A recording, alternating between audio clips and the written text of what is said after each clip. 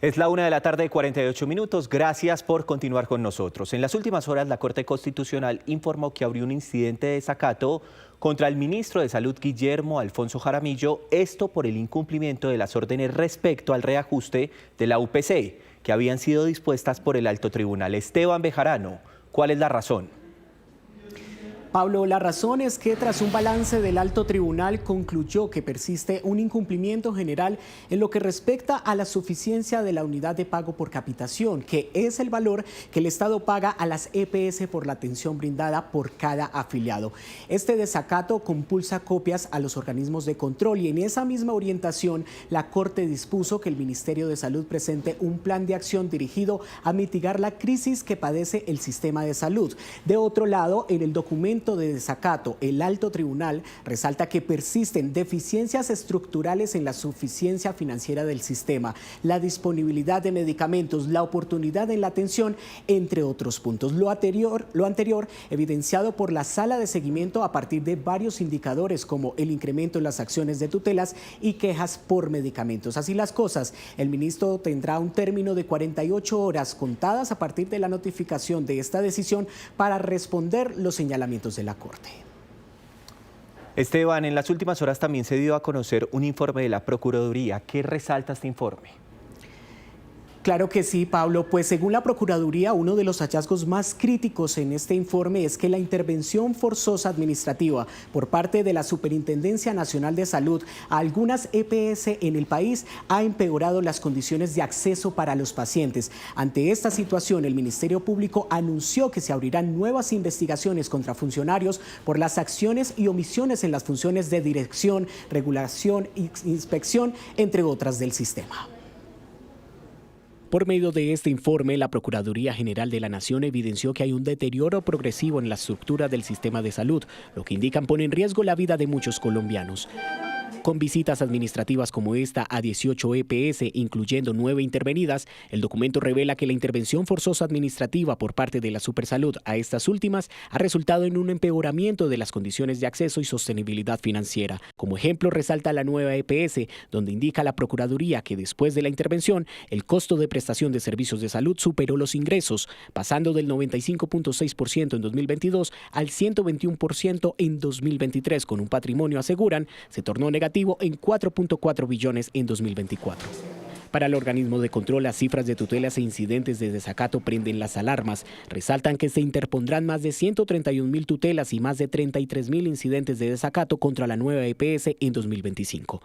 El documento destaca que hay una caída en la cifra de atenciones en salud en el sistema. Entre otras cosas, indican por el incumplimiento del Ministerio de Salud de 2 órdenes emitidas por la Corte Constitucional relacionadas con la insuficiencia de los recursos del sistema. Indican que en 2024 el número de atenciones fue de 369 millones frente a los 430 millones de 2022. Según la Procuraduría, hoy cursan más de 20 investigaciones relacionadas con la falta de medicamentos, obstáculos en el acceso a la atención, presuntos hechos de corrupción y el incumplimiento de las órdenes clave de la Corte Constitucional, como el ajuste de la UPC. Seguimos con la lupa en este tema. Entre tanto, el Observatorio Así Vamos en Salud alertó por las cifras históricas en quejas y reclamos por la falta de acceso a los servicios de salud. Las tutelas también han sido protagonistas. Pablo y Doris, además de que tienen en común ser pacientes trasplantados, ambos sufren el viacrucis de conseguir los medicamentos de su tratamiento. Entonces es algo que lo pone a uno en riesgo de pérdida del injerto como tal. Y si se pierde el injerto, pues estás más en riesgo de perder la vida inmediatamente. Pablo, trasplantado de hígado, lleva meses sin recibir los inmunosupresores que necesita tomar a diario para que su cuerpo no rechace ese órgano. La respuesta al llegar a su dispensario, dice, es desalentadora. Ha sido entrega parciales a veces, pero ahorita ya van 3 meses. Octubre, tengo pendiente de octubre, noviembre, diciembre, que no me han entregado los inmunosupresores. Doris, trasplantada de riñón, acumula fórmulas vencidas y medicamentos pendientes por recibir. Esta última fórmula, más o menos me correspondían 13 medicamentos más 2 del trasplante. De los 13 medicamentos, más o menos me dieron 3. Dicen que su vida se está yendo además con la preocupación de decidir entre pagar sus necesidades básicas o comprar sus medicamentos. Usualmente podemos hablar 100.000, 150.000 pesos y los del trasplante no los he comprado. Todo eso me ha afectado, incluso en mi desarrollo más profesional. Soy especialista y quiero hacer una maestría, pero no, para mí es costoso ahorita, no es posible, por esto mismo tengo que priorizar. Un nuevo informe del Observatorio Así Vamos en Salud revela que las peticiones, quejas y reclamos de los ciudadanos no solo aumentan, sino que ya alcanzan niveles históricos. Entre junio y agosto de este año crecieron un 36,4% y si la tendencia continúa, Colombia cerraría 2025, según la entidad, con más de 2 millones de quejas. Una desfinanciación estructural que la misma Corte Constitucional, lo tenemos que repetir, porque no se ha atendido ese llamado de la Corte Constitucional a hacer un cálculo adecuado de la financiación del sistema de salud. Además, frente a las demoras y negaciones, los pacientes siguen recurriendo a las tutelas. Según la Corte Constitucional, en 2023 se radicaron 197.737 acciones y en 2024 265.173, es decir, un 34% de incremento. A 14 de noviembre de 2025 van 270.661 tutelas, una cifra que supera la de los 2 años anteriores. Desafortunadamente ya no nos funciona ni la tutela ni el desacato. Hay muchos pacientes que tienen hasta 3, 4 desacatos y nunca los han resuelto de fondo. Todas las instancias han señalado que hay una desfinanciación del sistema de salud, que los pacientes están afectados, que los médicos están afectados, que el personal de salud está afectado y no hay soluciones. Las historias de Pablo y Doris ponen rostro a un sistema que hasta ahora no logra garantizar un acceso completo. Desde Así Vamos en Salud insisten en que se requieren decisiones urgentes para evitar que la crisis empeore. A esta hora vamos a ver otras cifras. El Observatorio Así Vamos en Salud, basados en datos de la Supersalud, precisa que de los cerca de 2 millones de quejas acumuladas por la calidad y atención para 2025, el 92,6% son por barreras en el acceso a tecnologías y servicios de salud. Y vamos a ver en este momento las zonas más afectadas. Ahí tenemos Risaralda, Bogotá, Antioquia, Caldas, el departamento de Tolima, Valle del Cauca, Santander, Quindío y también Cundinamarca. Algo que también preocupa es el incremento en el gasto de bolsillo, el dinero que han tenido que utilizar los pacientes para pagar citas o adquirir medicamentos. Según datos de la Defensoría del Pueblo y ANIF, este gasto pasó de 15,8% en 2019 a 17,2% en 2024, acercándose al límite del 20% definido por la Organización Mundial de la Salud para el gasto de bolsillo. Pues a propósito de los problemas en la atención en salud, conocimos la historia de un paciente en Cartagena diagnosticado con POMPE, una enfermedad genética que le causa problemas en el corazón y debilidad muscular. Él y su familia se encuentran preocupados, pues hace un mes no reciben tratamiento, lo que pone en riesgo su vida. A los 18 años, Brian González fue diagnosticado con la enfermedad de POMPE, un trastorno genético causado por la deficiencia de una enzima digestiva. Un niño normalmente usted le da un azúcar o un dulce, él se pone hiperactivo o con mucha energía. En caso de POMPE no produce eso, sino al contrario, es que no produce energía. Debido a la enfermedad, Brian presenta debilidad muscular que dificulta su movilidad y también problemas respiratorios. Por eso tuvo que someterse a un procedimiento quirúrgico conocido como traqueotomía. Tengo una válvula fonatoria, que es este aparatico que me permite hablar y además de eso saca el aire y me permite la entrada del aire, permitiéndome a mí respirar de una manera más cómoda. Brian es ingeniero de sistemas. Actualmente no está trabajando y lidera una fundación para ayudar a personas que padecen la misma patología. Su principal preocupación es que desde hace un mes no recibe el medicamento que necesita para tratar la enfermedad, a pesar que la nueva EPS solía entregárselo de manera puntual.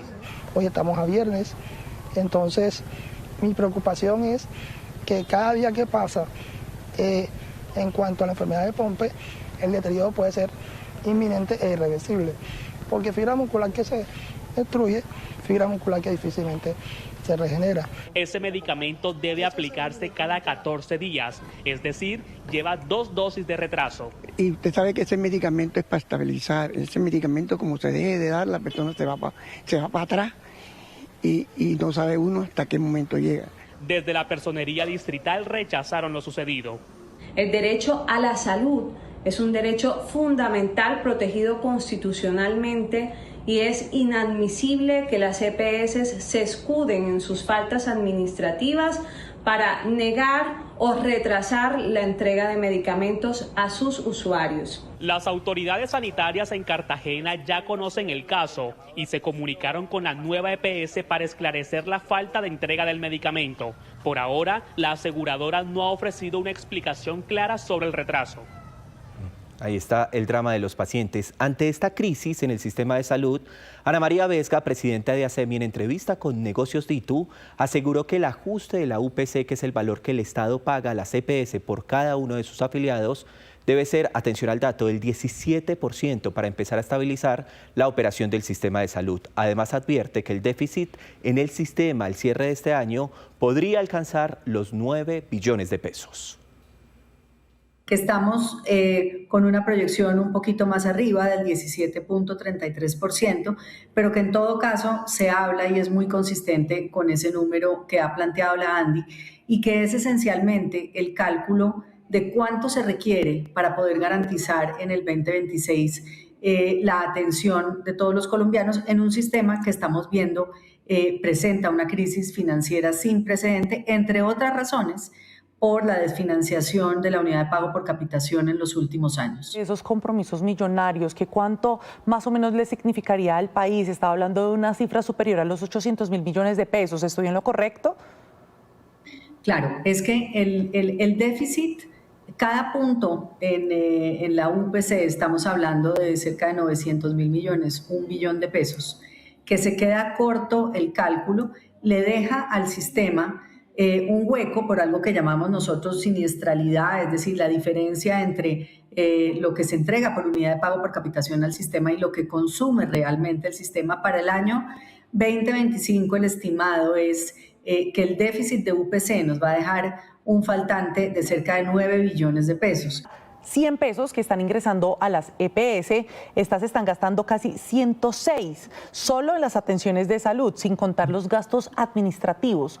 ¿Cuál es el manejo que se le está dando a esta situación puntual? Ese número o esa relación de siniestralidad, que un dato importante, para el mes de octubre se ubicó ya en el 111%, es decir, es el mes más malo que ha tenido el sistema históricamente.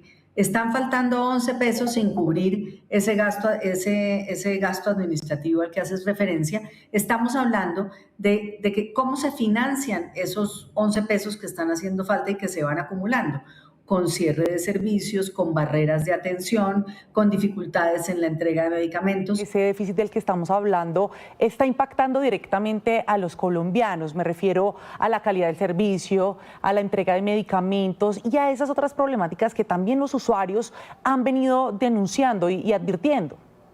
El sistema de salud representa o representaba la mayor protección financiera de los hogares. Es decir, en Colombia la gente no se empobrecía, no se endeudaba para tener que atender su salud. Hoy lo que estamos viendo es el crecimiento acelerado del gasto privado, profundizando las inequidades, porque el gasto privado te habla de que quien tiene capacidad de pago va y compra el medicamento de su bolsillo en la farmacia o se hace a una póliza de seguros o a un plan complementario de salud, una medicina prepagada. Ese mercado es un mercado que va creciendo de forma exponencial y que nos habla de que el sistema público está siendo incapaz de atender, como lo hacía antes, a toda la población. También le quiero preguntar sobre el presupuesto general de la Nación. Usted sabe que allí hay contemplados 48 billones de pesos que se van a hacer en transferencias a la ADRES. Si es así, el Estado estaría en la capacidad, sin duda, de cubrir el ajuste requerido o aún así sería insuficiente. Muy buena pregunta. Hay espacio para cubrir un ajuste del orden del que estamos hablando. Se necesita voluntad, es decir, se necesita que ese porcentaje, esos billones adicionales que están destinados en el presupuesto a salud, se destinen con prioridad al aseguramiento. Y eso es un deber constitucional. A tu pregunta, ¿hay espacio fiscal para que la UPC pueda crecer del orden del 14-15%? pero se necesita la voluntad del gobierno. Presidenta, se lo pregunto también porque el 47% más o menos de la población afiliada a las entidades intervenidas hacen parte de esa quiebra que hoy vemos en las diferentes instituciones, como usted menciona. Es por eso urgente ese llamado también al gobierno nacional. Las EPS con mayor siniestralidad son las EPS intervenidas. Eso nos habla de que son las que tienen en este momento más gasto.